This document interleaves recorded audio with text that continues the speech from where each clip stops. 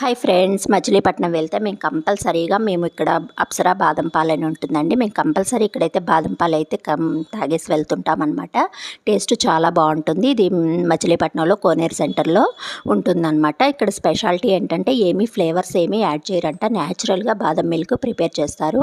అడుగున ఏంటంటే ice cream scoop వేస్తారు, ప్లస్ బాదం స్లైసెస్ వేస్తారనమాట. ఈచ్ వన్ వచ్చేసి కాస్ట్ వచ్చి మనకి 60 రూపీస్ పడుతుంది. మనకు కావాలంటే ఇంటికి పార్సిల్ కూడా ఐస్ అవన్నీ వేసేసి పార్సిల్ కూడా ఇస్తారు.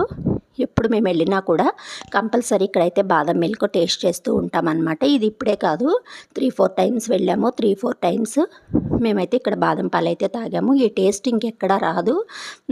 ఇక్కడ విజయవాడ అక్కడ ఇక్కడ బోర్డు అయితే ఉంటుంది, బందర్ బాదం పాలు అని చెప్పేసి. అవన్నీ డూప్లికేట్, ఇది ఇక్కడేనంట ఒరిజినల్.